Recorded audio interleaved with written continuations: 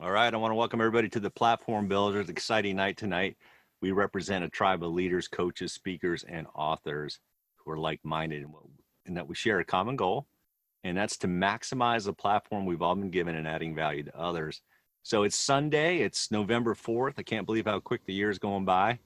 And most of you guys know who I am. So just for a recording standpoint, if you don't know who I am, I'm Paul Gustafson. But joining me tonight is a very special guest, Mr. Joey Coleman. And so here's the thought for you. We've read a lot of books over the course of the year. This book, I think, has just given us a whole fresh new perspective, and we're going to dig into it tonight. And so when organizations like Whirlpool and NASA and Zappos need to boost their customers' experience, they call on the author of this book, Joey Coleman, for assistance. Joey is the author of this best-selling book, Never Lose a Customer Again, Turn Any Sale into Lifelong Loyalty in 100 Days. So I would say that, just taking an excerpt of a blurb, this book really does provide a roadmap and a strategy to creating remarkable customer experiences. And for over a decade, Joey has helped organizations retain their best customers and turn them into raving fans. So Joey lives in Colorado, one of my favorite states. So Joey, I'm excited to have you on the call. Welcome from Colorado. How you doing? Thank you so much. I'm thrilled to be here. I really appreciate the invitation, Paul, and I appreciate everybody joining us for a Sunday night little book club discussion. I'm flattered by the invitation and excited about our conversation. Yeah, fantastic. So you live in Boulder, Colorado, is that correct? I do, yeah. I just moved to Boulder a few months ago. Jokingly, I keep telling people I live in Boulder, but while I've been here for, since July, so that would be, at the time we're recording this, about 5 months. I've only actually spent the night here 5 weeks, and those weren't consecutive weeks. So slowly but surely getting acclimated to the neighborhood and that kind of thing. But definitely enjoy being in Colorado. We've been here for about 7 years now. Yeah, it's fantastic. And I know at night, having been to Colorado many times, nighttime's kind of cool because speaking of cool, it gets very cold. And I just think it's better sleeping weather in Colorado. Oh, totally. Yeah, it gets very cold. It's very quiet, nice still air. What more could one ask? And now all the deer have kind of come down off the mountain. So you probably see a lot of deer, right? Yeah, we get a lot of wildlife where we live. Yep, a lot of mule deer. So I'd like to jump in on just having you share just a little bit about your journey. Just give us a little bit of background. We've got a little bit of a sense of just the impact that you've made, but tell us more of your leadership journey if you could. Sure. So it's been an incredibly eclectic path, to say the least. In fact, some folks looking back on my career might find themselves saying, how the heck did he go from that job to that job to that job? I started as a government and international relations major in college. I went straight to law school where I studied litigation and national security law, had the opportunity to work for the Secret Service, the White House, and the CIA. After law school, I did business consulting for Fortune 500 companies for a while before moving back to Iowa, where I came from, to do criminal defense. So I was a criminal defense lawyer there for about 5 years before moving to Massachusetts to teach postgraduate courses, kind of night school MBA stuff, and then ended up moving back to Washington, D.C., where I ran an ad agency for 15 years. And it was at the end of the time running the ad agency that I decided to become a full-time speaker, which is what I do now. So I spend about 2.5 to 3 weeks out of every month on the road giving keynote speeches and leading workshops, predominantly in North America, but all around the world, and have a lot of fun helping to teach people how to retain their customers. Yeah. So tell us a little bit about what inspired you. You said 15 years working for an ad agency in DC. So as you know, I'm pretty close to DC right now. Yes. Were you DC or Virginia? Oh, DC. No, I was living in Adams Morgan, for those familiar with DC. So I was in the heart of DC and ran an ad agency, started and ran an ad agency that was kind of we presented it as a customer experience branding agency. And what I realized, and this was kind of the impetus behind the book, is that we were really good at driving new customers to the door, getting people to come to your website, getting them to sign up and try your product. But the clients weren't keeping the customers. we would get all of these new customers to come, but the organizations we were working with would struggle to keep them. And that felt pretty challenging to me from a point of view that it didn't feel like my work was having the impact that I wanted it to have. It's one thing to be able to acquire and obtain new customers, but if you're not keeping them, we've got a bigger problem. So a lot of my work shifted to helping my clients get better at the customer experience, the post-sale behaviors that allowed them to retain their customers. And we had great success with that. And as we were going through that process, I started to develop tools and techniques and methodologies and systems for doing that. And over the course of the 15 years, built it into this first 100 days model that now is the core of everything that I teach and talk about. Yeah, that's pretty exciting. So when you were working at ad agency, obviously most people think about customer acquisition. And I guess that was probably the focus initially, just based on the story that you were sharing. Mm-hmm. Hey, I want to attract, new customers off our website, things like that. And so I would imagine there was a lot of focus on that, but pretty early on, you determined, hey, wait a minute, there's a pivot that people need to make, right? Yeah, well, what would happen is we would do all of this work to drive new traffic and to drive new customers to the door. And then when I would meet up with my clients afterwards and I'd say, okay, what was our customer account before the campaign and what's our customer account after the campaign? The dial hadn't moved nearly as much as I would have expected or hoped based on the number of people we had signed up as new customers. And the more I probed into the numbers, I realized that many companies are losing a significant percentage of customers every month, and they don't even realize it because in most organizations, it's not a tracked statistic. It's something that is anecdotal or anecdata at best, as opposed to being able to point to a specific customer defection rate, or in the inverse, the customer retention rate, which I personally think is one of the most important key performance indicators or KPIs that you want to measure within your business. How many of the folks that you get to come in the door stay with you, and how long do they stay with you, and how does that equate to the lifetime value of the customer relationship? Yeah, I think this is huge. And you share in your book that most businesses are hemorrhaging and they don't even know it. And you're speaking to that. So what are some of the blind spots that we're just not seeing? Well, I think there's a couple of reasons. So when we say hemorrhaging, let me put a little bit of statistics behind it. And I promise in our conversation, it's not going to be all numbers because I'm not really a big numbers guy, but I think they tell an interesting story. Somewhere between 20 and 70% of new customers will decide to stop doing business with you before the 100-day anniversary. Wow. Let me say that again. 20 to 70% won't make it to day 101 with you. And the reason for that is that we don't spend as much time thinking about keeping our customers as we do acquiring our customer. Now, those statistics represent an average of every industry I've studied, and I've studied hundreds of them around the world and looking at what these numbers are. What's scarier than a 20 to 80% defection rate is that the typical business or business owner has no idea what their percentage is.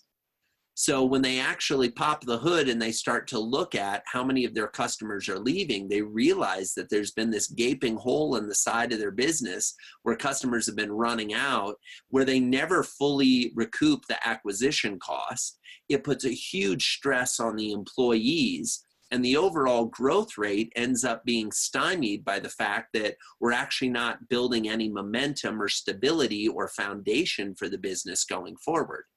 Now, the question I often get is the one you just asked, Paul. Well, why is that? What are some of the reasons? Like what contributes to that? And there's a lot of factors, but I think there's two key ones: science and structure. Let's talk about each of them briefly. Science. So brain science tells us when we make a purchase, our brain floods with dopamine. We feel joy, euphoria, and excitement that this product's going to be the answer to our prayers. This service we've just signed up for is going to be fantastic. But almost as quickly as that dopamine floods our brain, a clock starts ticking, and it ticks faster and faster. And as the dopamine recedes from the brain, the emotional response that new customer feels is one of fear, doubt, and uncertainty. What if this product doesn't work the way it claimed it did in the ads? What if this service doesn't go as well as I thought it was going to go? Am I going to be able to get my money back? And that delta between where we are as the business, ringing bells and celebrating a new sale and salespeople winning trips to Napa and everybody feeling excited about our new customer acquisition, and where the customer feels emotionally, which is this state of, what have I just gotten myself into? If we don't close the delta and that emotional gap, which is scientifically created, it's biochemistry, it's brain chemicals that are doing this. And all the research from the professors and the doctors shows us that this happens with every purchase. It doesn't matter how big it is. The bigger the purchase, the bigger the impact. Now, the crazy thing is we call this in common parlance buyer's remorse. Right. Most people on this call have heard of buyer's remorse. But if I ask you, do you have a system in your process within your business that is designed to counter buyer's remorse? Most businesses say, well, geez, no, we don't. Even though we know this is true, even though we know this is happening, there's nothing in our business operations to counter it. Which brings us to that second issue of structure. Not only are we not countering the buyer's remorse, but in the typical business, what happens is a new customer or prospect rather has an interaction with a salesperson. Okay, the salesperson wines and dines and courts them and gets them all excited about joining the business. And then the person transitions from prospect to customer. They sign up, they become a new customer. And what happens? The salesperson hands them off to an account rep. And the salesperson goes and starts developing a new relationship. Now the customer who had gotten all emotionally invested and attached to the salesperson has to build an entirely new relationship with the account rep, who, by the way, wasn't involved in any of those conversations. And in most industries, there isn't a smooth handoff between the external sales force and the internal account reps, which means the first conversation with a new customer looks something like this. So you've signed up to work with us. What are you hoping to accomplish? And the new customer's thinking, well, wait a second. I already told the salesperson everything I hoped, my fears, what I was trying to do, my problems, and they didn't tell you. Now I have to repeat myself. So now we take the emotional feeling they have around buyer's remorse and we run that through the ground because we haven't had a smooth handoff between sales and operations. Those two things alone make the situation untenable for most new customers. Yeah. It's funny, when we were going through your book, masterminding it, I was in a car buying situation. So I wanted to buy extra copies of your book. To hand it out to the salespeople? Exactly. So, and I shared, we were having some fun in our group because I was sharing the experience for everybody. And I picked the car. Actually, it was kind of fun. It was all the phases, and I want you to kind of walk through those phases in just a minute. So there's the first phase, and I get to the admit part, like, okay, you have what I need. I want that. And then there was this gap that took place. And I started having that buyer's remorse, even though I hadn't even bought it yet. I started sensing it right away. Yep. And I'm just waiting. I'm just sitting at a pub table waiting for them to give me some paperwork. They're going to tell me how much finance, what interest rate it was, even though I was pre-approved with my bank. There was a bunch of things. I just waited. It was just that timing. And I wasn't getting treatment like I thought, like the treatment I was getting before I chose the car. Yeah, it's amazing. Here's how it works in a typical sales experience for a car. You're there, you test drive, it's a big purchase, it's a big decision, and you say, okay, I'm all in. And what happens? All the people you were talking to leave the room. Yeah. And they leave you sitting there by yourself, usually with some crappy magazines that are expired and old, and maybe they've offered you a drink. Yeah. And they disappear, and you have no idea how long they're going to be gone. And they're supposed to come back with the financing and what the package is going to be and what the full cost. So they leave you to stew in this emotional state of, I've made the emotional commitment to do it, but my wallet is going, how much is this going to cost? And instead of being there to hold your hand or to make you feel comfortable, they vanish. Yeah. And we wonder why buyer's remorse is a real thing and why it sets in. And actually, the research shows, as I mentioned earlier, the buyer's remorse increases with the ticket price of the item you're buying. Yeah. So buying a car for the typical person is the number 2 most expensive purchase they'll ever make after their home. Yeah. Now, Education falls in there, and that's kind of an interesting one too, but you usually don't get the bill all at once for education, right? It's usually spread out over time. Maybe there's loans, maybe family members are helping out, etc. And most of the people who are going to get a college education and even a grad school education, let's just say they skew a little younger and might not have fully formed the consequence of their choices as quickly. So this is one of the big purchases, and it blows my mind that car dealers and real estate agents don't pay more attention to this stuff. Well, even with college, the point you bring up, now there's usually that escape element, like, you know, if it didn't work out the first semester, I leave. But think about the college attrition rate. Most colleges, they see those freshmen, they don't see it. Not, I wouldn't say a majority of them, but there's a good number of them that leave after that first year. So if you look at the 4 years, the first 4 years of undergraduate, you're going to see more people transition after that first year than you will the other years. Absolutely. Absolutely. And what's happened is schools have figured this out a little bit, in the sense that it used to be when you went to school, you'd sit there with all of the freshmen and they'd say, and I know they did this in law school for my dad, for example, he's a lawyer. They'd sit there and they'd say, look to your left, look to your right. Only one of you is going to be here at graduation. Okay. They used to say that in college too. But then the colleges and the graduate schools got smart, and they figured, wait a second. If we're pushing you out the door, it means we're losing that revenue stream. Now you have to work to get kicked out of school. To get kicked out of school, either in undergrad or grad school, you got to be hustling. Now, to your point, there's plenty of people that will leave, and usually the reason they leave is not because of bad grades. It's not because they're not enjoying themselves. Usually it's because they don't feel connected to the place. They don't feel an emotional connection to the product and the service that they just signed up and paid for. The same holds true across education. It holds true across all products and services. If we neglect our customers after the sale is made, and we don't build those emotional bonds early on, it's that much difficult to try to get them later, because the foundation is now being built on quicksand, you know, or shifting sands, as opposed to being built on something strong and meaningful. Yeah. So good. So tell us, what is your definition of customer experience? You share in the book, you say to never lose the customer again, you must meet your customers wherever they are, where they are in their emotional journey. And you just made that emphasis. What is customer experience? So I think the interesting thing about customer experience is a lot of people use it interchangeably with the concept of customer service. And I understand why they do that. I don't judge that.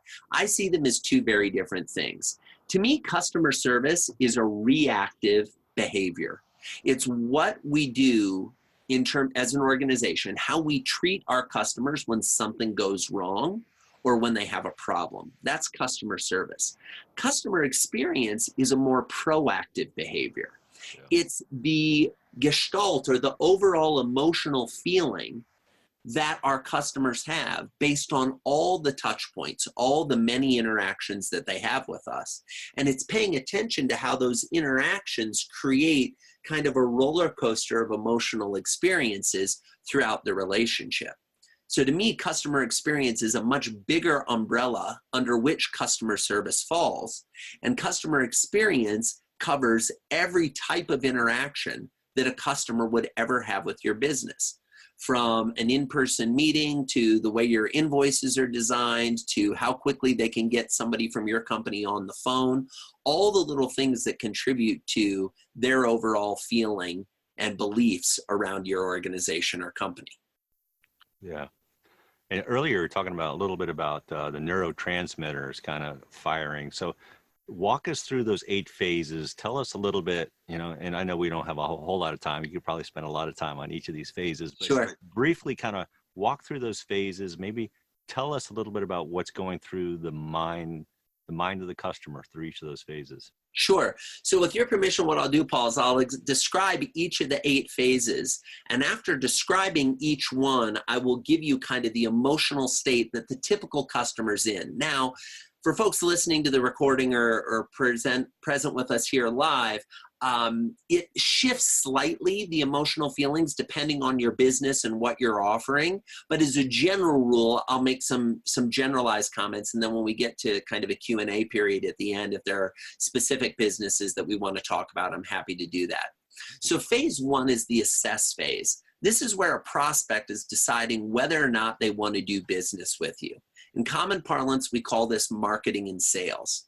At this point in the emotional journey, the prospect has a need or a desire or a want or a problem that they're trying to solve, and they're hoping that you might be the one that can solve it.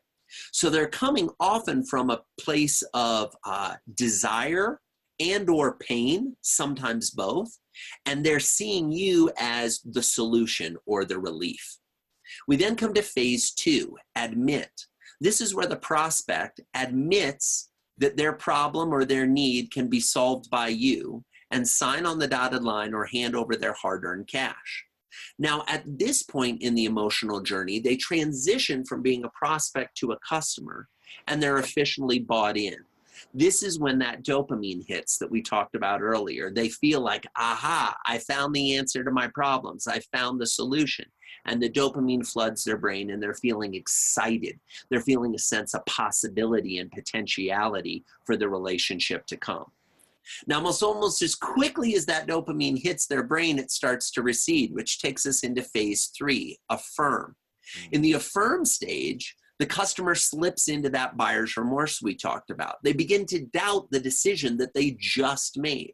From an emotional point of view, they go from feeling joy, euphoria, and excitement to feeling fear and doubt and uncertainty. This is where we need to dive in and counter those emotional feelings. And as I mentioned earlier, it creates that delta between us feeling really excited about the new relationship and the new customer having a lot of fear and doubt about it. We then move to phase four, activate. I call it activate because in this phase, I want you to energize the relationship. What usually happens in the activate phase is if you've sold a product, this is where the customer gets the product and they unbox it and start to use it for the first time. Or if you sell a service, this may be the first time you deliver on the service, or a kickoff meeting in a longer term like consulting engagement or something like that. This is where we get to show them this is what life is like after the sale. This is the first major interaction we're having when you're a paying customer. And the goal here should be to present yourself in a way as the organization that it leaves this new customer feeling like doing business with you is going to be unlike any other business experience they've ever had. And we lay a foundation for the type of experiences we're going to deliver to them in the weeks and months and years to come. Now, at this point, this is where most businesses stop paying attention to the emotional journey of their customer. Many of them haven't even paid attention to at this point, but if they have, those who have often stop right here as we move into phase five, acclimate. Now, in the acclimate stage, this is where the customer gets used to doing business the way you do business. You've sold your product or service hundreds of times, thousands, maybe tens of thousands or millions. But to this new customer, this is the first time they've ever done business with you. They have no idea what to expect. They have no idea what comes next. They have no idea what they're supposed to be doing, or frankly, what you're supposed to be doing. Now, some people, when they hear me describe this phase, will say, but Joey, you don't understand. We gave them directions and instructions on how to use the product, or we gave them a contract and a proposal that outlined a timeline for how our services were going to be delivered. Respectfully, folks, you don't read the directions when you get a new product. You just pull it out and start trying to use it. And you sign contracts all the time that you haven't read the details or the terms or the timeline for. And if anybody's doubting that, listen to this. Just think about the last time you rented a car. There was a little box in front of you and you just kept hitting, I accept, I accept, I accept, because you just wanted to get to the punchline. You just wanted the keys and wanted to drive out of there. Yeah. So we need to remember at this point in the journey that our customer's emotional state is one of uncertainty and confusion. They have no idea what's supposed to be happening. And the way we counter that is with constant hand-holding and constant reiteration of what comes next, reminding them where they are in the process, how we're going to navigate through that process to the next milestone, and how all of this is going to contribute to them hitting their goal that they had when they decided to hire us or buy our product. Which brings us to the next phase, phase 6, accomplish. Every prospect that assesses whether or not they do business with you has a goal that they're trying to accomplish, something that they're trying to achieve. Now, in most businesses, we think we know what that goal is, but we never actually ask the customer. And the other problem we have is that goal, once they get into it, most likely is going to shift and shift dramatically. Now, most businesses get annoyed by that. They refer to it as scope creep, or we need to rewrite the contract, or you need to buy the enhanced version of our product, or whatever it may be. And we almost get irritated that the customer didn't have a clearer understanding of what they wanted at the beginning of the relationship. And yet we're the same way as human beings. We get into things all the time and we don't know what the desired outcome is. We just kind of roll with it to see where we end up. If we don't help our customers accomplish their goals, they will never be long-term customers. You will never get a referral from a customer that doesn't feel that they accomplished the goal they had when they originally decided to do business with you. Now, from an emotional point of view, when they hit the accomplishment, the customer should be feeling joy and excitement that their investment actually paid off. Yep. The problem is they've forgotten what their original goal was.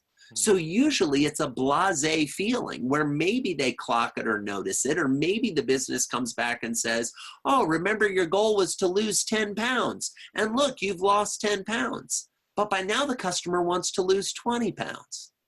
And so it doesn't feel like it's as exciting of a victory as they thought it was going to be in the beginning. The way we counter this as an organization is by celebrating the accomplishments, acknowledging the process that the individual has gone through, and reminding them that we can keep having accomplishments after that. We just need to take time to acknowledge the ones we've already had.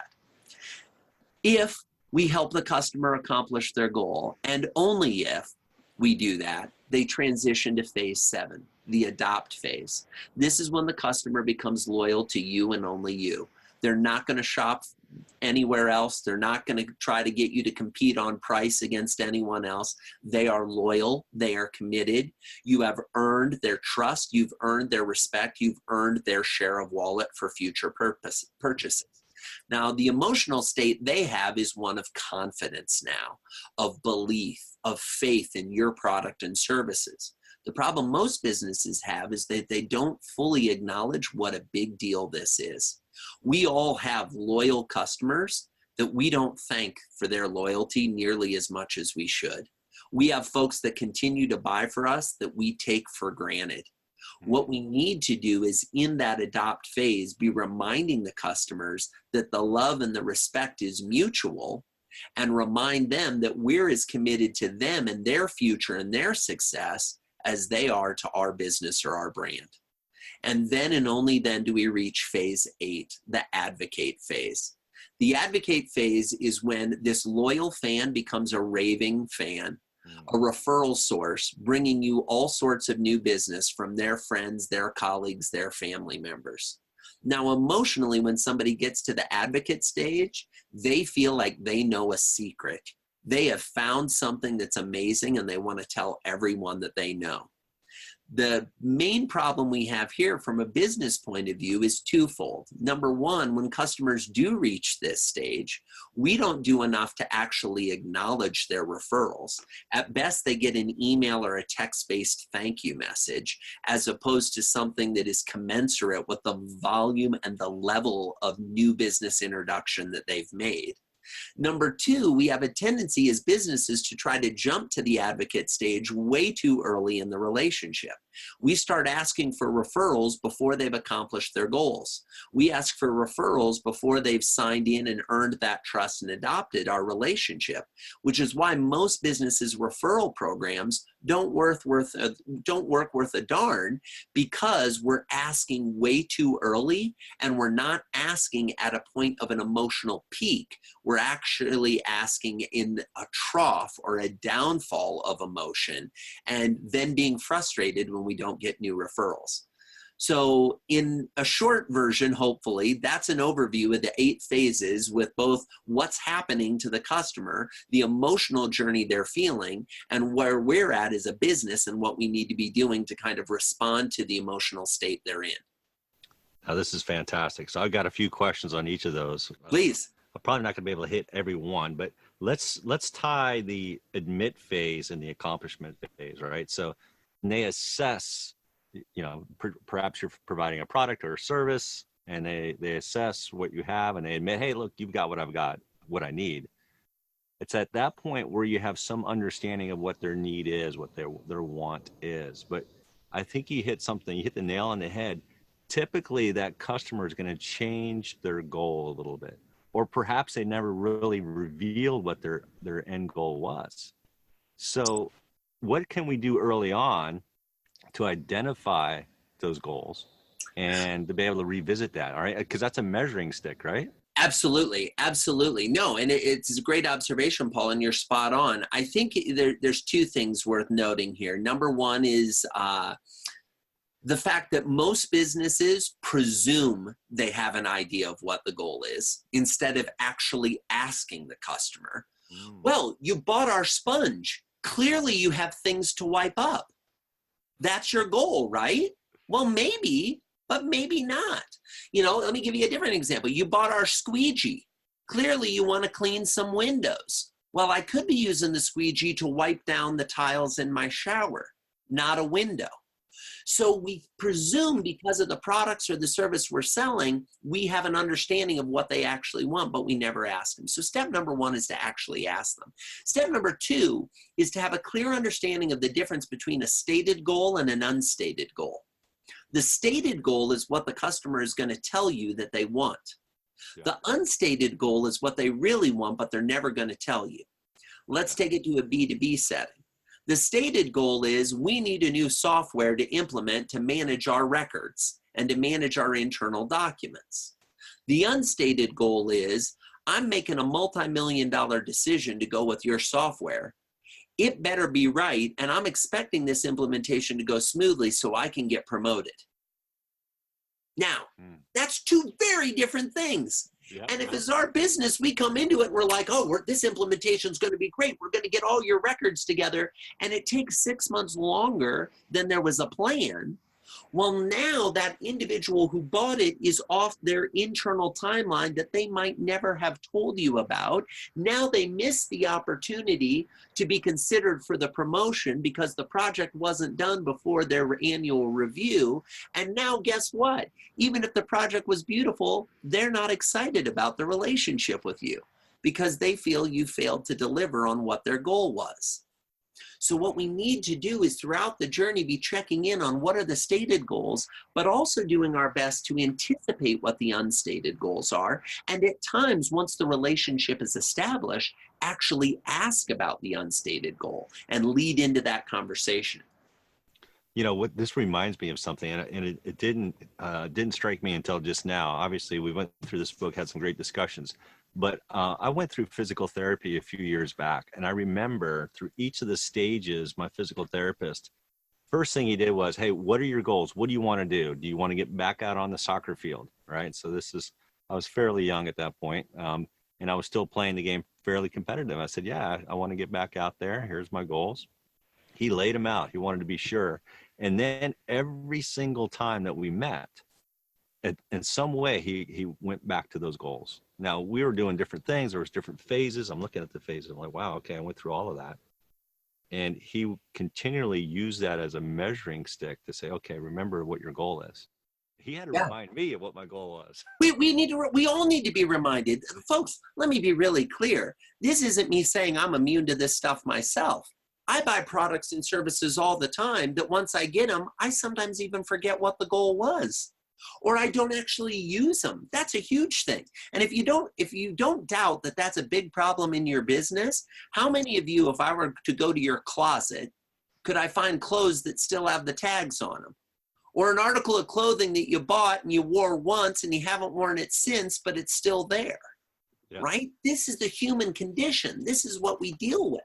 Service businesses are exactly the same. We've all dealt with customers that sign up for our service and then they don't use it. And then we're in this weird conundrum because they're still paying us for the service. So our profitability for the relationship is very high because we're not having to deliver on anything. Yeah. But the impact on the profitability of the relationship and the integrity of the relationship is declining with each month that they pay and don't use it. So we need to look at our businesses and say, what role does usage and kind of familiarity with the product or the service have to do in our beliefs as the organization of what is success? It may not be the customer's belief of success, but hopefully it's our belief of success. Yeah. You know what came to mind are gym memberships. Oh, gym memberships are absolutely the best example of this. People sign up for gym memberships all the time and then they don't go. And what happens? The gym keeps charging the credit card every month and hopes that the customer never realizes it. When the customer does realize that they've been paying for months and they finally called the disconnect, they're usually furious. And they're so furious that they will never refer that gym to anyone, even though the gym did nothing wrong other than to continue to take their money when they knew they weren't delivering the product or service. I will tell you, I believe every business needs to fire a minimum of one customer a year. And the customers you need to fire are the ones that are paying you but not getting value. Now, some people may look at that and say, well, Joey, that's insane. That's going to hurt our profitability. You don't understand. A certain amount of our revenue is generated from people, especially in a yield scenario like that in a gym membership. But here's the thing. Are you more concerned about your month-to-month revenue, or are you concerned about your long-term reputation and value? We've got to start playing the long game. We are notorious in the United States for playing the short game when it comes to business. Go over to Japan and do business in Japan. They have 500-year business plans in Japan. Wow. I can't get the typical American company to write a 1-year business plan. The thought of a 500-year business plan makes them want to pass out. I'm not saying you need a 500-year business plan, but I sure would like it if more businesses stopped worrying about their sales and their revenues for this quarter and started looking at their year-on-year retention and looked at, do we desire to be a going enterprise and an ongoing concern that is still in business a decade now, 50 years from now, 100 years from now? And if that's the case, what do we need to do in terms of our behaviors and operations to play the long game instead of the short game? Yeah. Quick aside, there's a fantastic book on this topic. I know I'm talking to a book club, a book by my good buddy Ryan Holiday called Perennial Seller. This book is all about businesses that have been around for more than 100 years and what it takes to be a business that has been around for 100 years or more. So it's a completely different Ryan Holiday, Holiday, Holiday, and it's called Perennial Seller. Fantastic book that will really shift your thinking on what the long-term plan and goals should be. I love that. So guys, those that are on, again, we're glad to have you on. Feel free to submit your questions on the text chat window and we'll come back and look at that. I like to just probe just a little bit further and then we'll go look at the questions that we have just from everybody on there. So let's kind of dive into now that we know the phases, and I think it's really important, and I've been studying these 8 phases ever since I read the book, and I'm like, wow, I've seen this in so many different settings, Joey. I think you nailed it on the phases. Thank you. I appreciate that. Just from my experience look, we're all consumers here, and I've been through all these phases, but also, we're in business too, and to be able to see it from the customer's perspective has just been eye-opening. Well, thank you. I appreciate that. Yeah, one of the things I wanted to do, and folks tease me because I've been talking about the first 100 days for over a decade with my clients. People kept saying, write the book, write the book. When are you going to write the book? When are you going to do the course? Those type of things. And what I wanted to do is try to develop a methodology and a framework that could be applied to every industry in every country in the world. And what I often say to people is, if you sell to human beings, this stuff works. If you don't sell to human beings, we have to have a separate conversation. But if your customers are humans, then this stuff applies. I think most customers are humans. I haven't come across a customer that isn't, even though some of the folks I know in B2B or B2G might say that they're actually selling to organizations. No, at the end of the day, it's a human-to-human interaction. You're selling to human beings. Absolutely. Amen to that. So you talk about these 4 steps in the book. And I know we don't have time to dive deep into them, but I thought this was powerful. So now that we understand the phases, what are some strategies to apply those 8 phases to our business and creating that amazing wow customer experience? Sure. So I think the first thing we need to do is we need to actually study our current customers. I refer to this in the book as the investigate stage. You need to take a list of all of your customers and see just how much you know about them and just how much you're tracking about them in your CRM. Now, the typical business isn't tracking anything that isn't associated with the business. What I mean by that is, oh, well, Paul's a customer of ours and he bought our 101 product and our 201 product, and next we should get him to buy our 301 product. And that's it. It's a transactional record. I like CRMs or customer relationship management tools that track the human condition. We live in an era where social media has resulted in your customers publicly stating what matters to them, what they're excited about, what they're fans of, what they're focused on. They're sharing this on social media all the time. Most businesses use social media as a broadcasting tool. I think it should be used as a listening tool. You should track the profiles of your customers. You should pull that data into your CRM and use it to respond back to them. Second step is to observe. We need to pay attention to what our customers are actually showing and telling us, looking for the opportunities of them to give us the clues into what makes them tick, what motivates them, what they want or what they need. Then we take the information that comes from our investigations and our observations, and we use that to personalize, which is the third step in the process, personalize the communications we have with them. Feed that information back in a way that lets our customers know that they matter. It lets them know that they've been heard. It lets them know that they're important to us. And last but not least, step 4, we need to surprise our customers. People love unexpected experiences of delight and surprise. What are we doing to incorporate those into the customer journey? The unexpected gift, the unexpected video, the unexpected communication that isn't about an upsell to the next level. It's about just letting that individual know that they matter to us, that we care about them, and that we're excited about the relationship. Yeah, that's so good. And as we went through this in our study, have you read Chip and Dan Heath's book, The Power of Moments? I have. Fantastic book.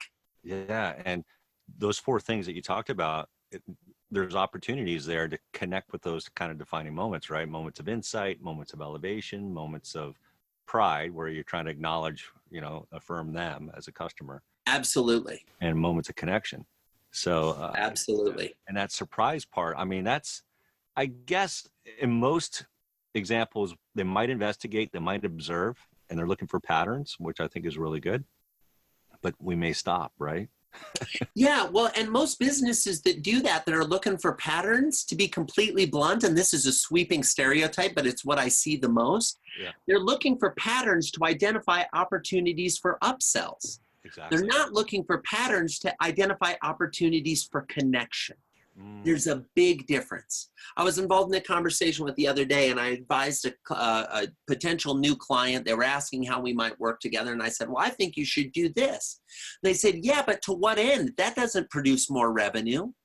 And I said, oh, we're going to have a challenge, because if you think every interaction needs to be about producing more revenue, you've kind of missed the point. It's kind of like if you think about your relationship with your significant other, okay? You have certain goals. They have certain goals. And if everybody comes to the relationship thinking every interaction has to be towards getting a specific end of line goal, as opposed to establishing depth of connection and relationship, you're not going to be in relationship long. The same thing holds true for business relationships. Yeah, that's so good. Well, let's turn to some of the questions that we've had folks post on the group chat. I love it. And Scott, so that you know, Paul, I've got these open. I'm happy to go through them. I saw Scott's initial question come in, and I see one from Joe too. Do you want me to just go through these, or how do you want to set them up? Yeah, and we've got Scott here too, so he can add anything else to it. But go ahead and just start with the question that he's got right there, and we can all see it. Perfect. So Scott's question is, can you talk a bit about the FANG companies and how they've transformed our expectations for service and relationship with businesses? Scott, I love this question. And as Paul knows, this is a contender for book number 2. Okay, I'm already thinking about book number 2. I've got 5 ideas, and one of them speaks directly to this issue. I believe that there is a changing face of the customer. And FACE is an acronym that stands for familiarity, anticipation, convenience, and experience. And it is now the case that every customer at least in the United States, and I would posit that it's fast becoming this way globally, but at least in the United States, is increasingly expecting those 4 things from every business they deal with. And the reason they're expecting those things is because of Facebook and Amazon and Apple and Google, right? So here's what I mean by that. All of those FANG companies deliver a level of familiarity where when they communicate with us and the interactions with us, it feels like we've known each other forever, even when we first become a customer. And they are invested in the long-term relationship, even if that means short-term loss of revenue, okay? Especially you look at someone like Amazon, who for years lost money, was not a profitable company. But what they were doing was building their algorithms to help recommend to you products that you didn't even know you needed. Additionally, they were hitting that anticipation level, right, by not only anticipating what you might want, but they were building locations, new warehouses around the world to make it easier to get you your products faster, which helped on the convenience side. And it ties it all together by the experience they give you, and that you go to a website, you see what you want, you click online, next thing you know, 2 days later, it's at your house for free. And by the way, if you have any problem, you go back online to that order, you say there was a problem here, you tell them what it was, they give you a shipping label to send it back. And while their rules actually say that they won't refund your credit card until the product is received and restocked, for the typical customer, what Amazon does is they refund it as soon as you put the product in the mail. As soon as that barcode is scanned, your credit card gets hit with the refund, even though they don't have the product yet. So these larger companies are doing an incredible job to change the expectation that all customers have when dealing business with us. I've had plenty of interactions with companies who've said, geez, our customers want us to anticipate what they want. They want us to deliver everything for free. They don't want us to pay for shipping. You know, I was talking to my mother last year at Christmas, right? My mother, and I'm sorry to out your age on the call, Mom. My mom's in her late 60s. She was on a website getting ready to buy something, and she was like, they want to charge me shipping. And I was in the room, and I started laughing, and I said, yeah, Mom. She's like, I need to go see if they have this on Amazon. And in that moment, folks, this isn't the millennials doing this. Okay, this is the entire population of the planet saying the rules are changing. We want things differently. And every business better be paying attention to this and making adjustments in their operations, or else we're in real trouble. Right. Let's jump to, hopefully that answered your question, Scott. Let's jump to Joe's next question, and then we'll come back to your government one. Does that work for you, Paul? Yeah, fantastic. Great. So Joe asked, in a B2B relationship of Chamber of Commerce, what is the conversation you recommend to get a board of directors to transition from poor member support to deciding to increase education but pull back because of not wishing to use its resources to heighten investment in the community? Well, the great thing about questions like these, Joe, is I don't know the players, so I can just be terribly blunt.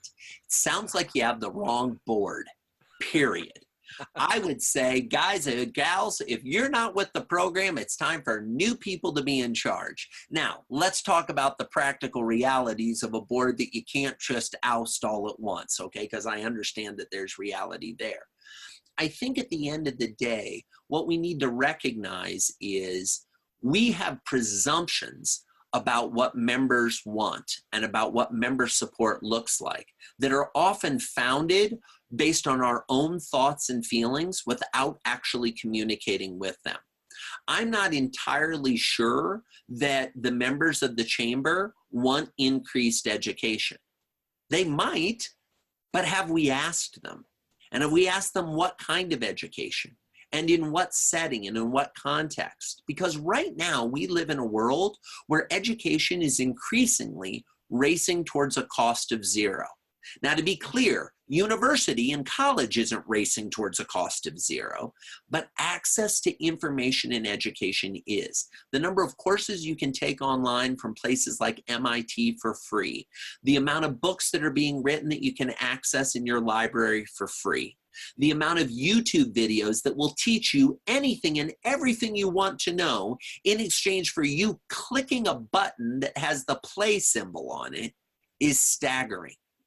So what I think is interesting is most businesses that I talk to that are involved in their chamber, that are smaller businesses, actually want different types of support from their chamber than guest speakers in education. They want more practical, tactical tools. They want to be able to solve my problem now. So I think it's about shifting the mentality and the way that we think about what our customers want. And one key way to do that is to actually get them in the room and ask them. Here's the problem I see a lot of businesses and chambers face. They say, well, our customers said they want education, so we're going to pay to bring in this guest speaker. And then 3 people show up for the guest speaker. And then the organization gets upset and they said, well, we spent all this money to bring this person in and none of you all came. Well, usually that's because the people who said we want information or expertise on this topic, we didn't say, great, how should we deliver that to you? Should it be an in-person breakfast meeting? And by the way, are breakfast meetings even the right time to be meeting? That's when most chambers meet. But let's be candid, a lot of startups, a lot of the new fresh blood in your community, they've just gone to bed. They don't want to wake up for a breakfast meeting, okay? So if you're really trying to get the community and the new members and the new up-and-comer companies involved, you might have to have an evening meeting. Now, I get that that cuts against the folks that have families, but you have to balance these things, or you may want to tape your meetings and say, look, we're not concerned about you being there in person. We just want to make sure you all watch the video of the meeting sometime in the week after the meeting so we can have a group discussion about it. So long story short, I think it's a question of firing your board and talking to the members more. That's just me. Let's bounce back, if we could, to Scott's question. There seems to be a significant gap between the best companies using your principles and the various government agencies. What recommendations would you have for federal, state, and local government relations with citizens? Oh, I love this question, Scott. I grew up in a family of politicians, okay? So this one rings true to me. Here's what's happened. The average American thinks that the answer to their problems lies in who they vote for in a presidential election or a senatorial election or a congressional election.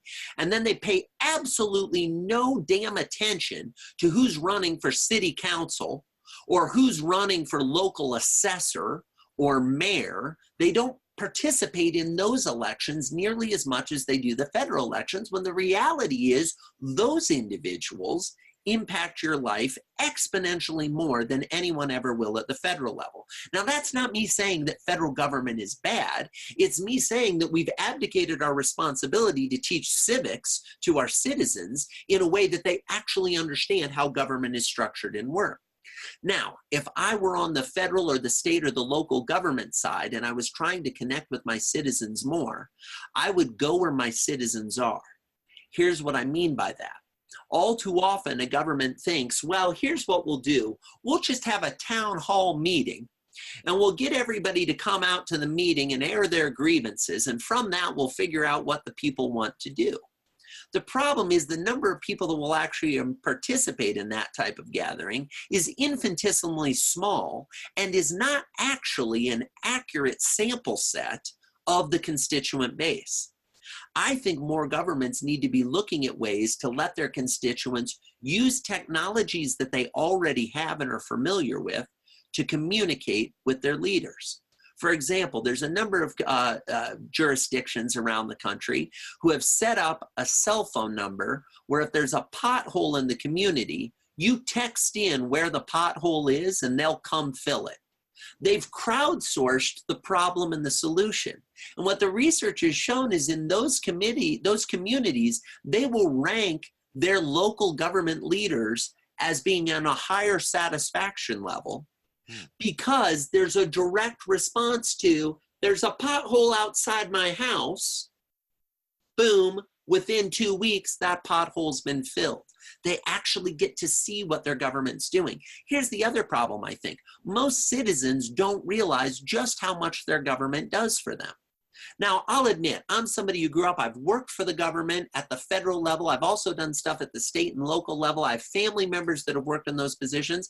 I don't think government is bad. I think government is really good and government is necessary.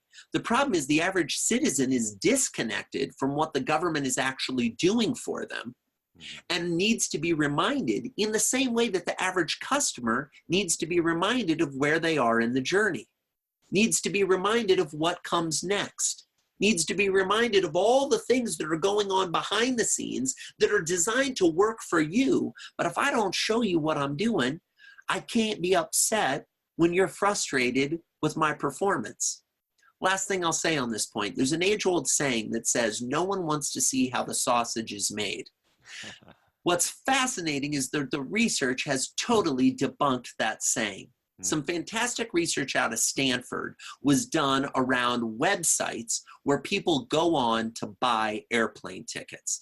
Now, bear with me a minute. I'm going to tell what the study found and then tie it back to this government conversation we're having.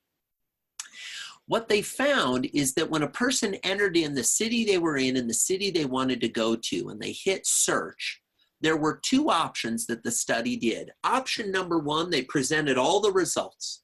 They gave you a huge list of the results. Option number two, they gave you the list for American Airlines. And then they added Delta. And then they added United. And it built over time. Now, it went from being presented in a nanosecond to being presented in about 5 seconds. Which one do you think resulted in people buying more? The one where they saw the computer do the work. Now, here's the crazy thing about computers. The computer didn't need the extra time.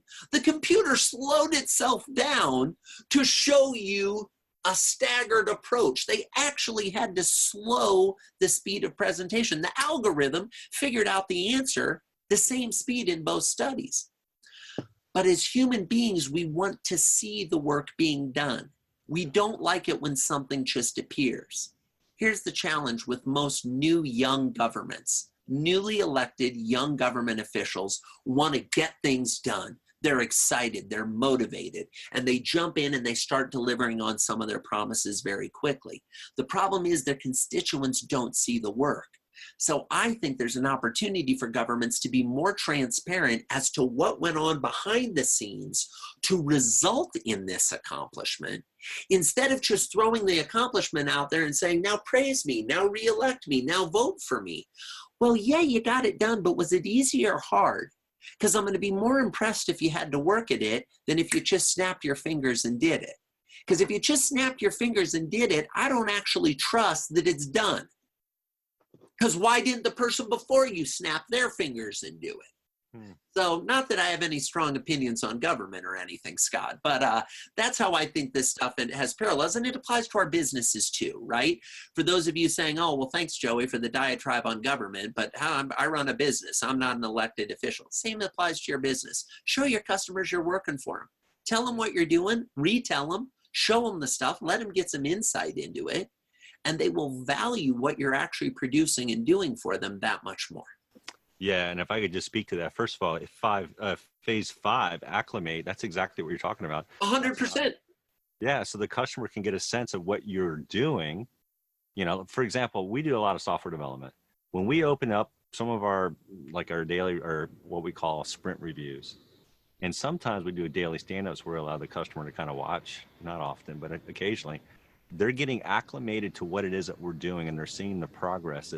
They're sort of seeing the sausage being made, to be honest with you. Yeah. But they love it. They like They it. love it because they get to see that their money is actually producing something. Now, we have a tendency to get anxious because we're like, oh, we're showing them something that's half-baked. And what if we show them something and they don't like it? Well, guess what? You figure it out earlier that they don't like it. That's actually a net win for your organization and your operation. But we're all so closed fast. We want it to be like the wizard behind the curtain, and all of a sudden something magical appears. It's like, I get it, but we live in a skeptical age. Last thing I'll say, let's talk about Amazon reviews briefly, okay? If you go on Amazon and you want to buy something, and it has 50 reviews, and all the reviews are 5-star, and then you look at a very similar product that has 50 reviews, and 42 of them are 5-star, and 8 of them are 1-star. Do you know which product you'll buy? The research shows the latter. The one that has some detractors. Why? Because we live in a skeptical age where people don't believe that someone can get all 5 stars from everyone. They'll go read the 1-stars, they'll read them and go, God, that person's an idiot. They don't even know what they're talking about. They're talking about the color of the book jacket being offensive and weird because it's blue. And that has nothing to do with the substance of the book. And they will self-select out and they will feel better about their purchase as a result. So don't worry about the detractors. Don't worry about people seeing stuff before it's fully baked. It actually helps your business. Yeah. Guys, speaking of reviews, make sure you jump on Amazon. You guys, I know, love this book as much as I did. So jump on Amazon. Make sure you give Joey a 5-star review. 5-star reviews are, I already got the 1-star reviews. Yeah, if you do want to do the 5-star reviews, we've already got a handful of 1s and 2s and 3s. I appreciate the 5s. Yeah. Hey, so just to close out the book, you share some final words that I just can't leave untouched, Joey. Fantastic book, by the way, and I can't wait for the next one where you talk about, well, I don't want to get into that. I'll let you share a little bit about that. We'll see. There's a couple of ideas. We're trying to, the goal is to try to figure out in the next 30 days what book number 2 is going to be. And there's a lot of contenders right now, so we'll see. Well, if you want an early group to start looking at that at some point, just let us know. We're here for you. Thank you. In this book, you say this. I thought this was really powerful. You said, happier employees, owners, and customers make for a happier world. A world where the expectation for customer experience shifts and we go from remarkable experience to remarkable experience in our business interactions in our personal lives. This all combines to create a happier world. And I thought that was fascinating. I love that because it just allowed me to get a sense of why we're in business. Why do we do what we do? We want to add value to other people. So what one piece of advice would you share to give us? Focus on creating that happier world. So even the fact that you all were kind enough to read the book, we're already moving forward on it, right? Because what I know about anyone who reads books, which is why I'm such a big fan of reading, is once you read a book, your brain changes. You can't see the world the same way you saw it before. It's just the nature of being exposed to new ways of thinking or new perspectives. So I'm flattered that you took the time to read the book, and I really appreciate it. What can we do to make that shift? I'd suggest one holistic idea and one very specific tactical idea. So the holistic idea is when you see people delivering remarkable experiences in the world, tell them how much you appreciate it. When you go to a place and the service is incredible or your waiter's amazing, not only tip more, but call over the manager and say, hey, by the way, you're doing something right here because this was a fantastic meal and thank you so much. Give praise where praise is due. We live in a society where we're so much faster to point out the things that aren't going well instead of the things that are going well. It's why my co-host Dan Gingiss and I started a podcast called Experience This, where we only talk about positive experiences because we think there are too many shows talking about negative customer experiences. So all of our work is talking about the positive customer experiences.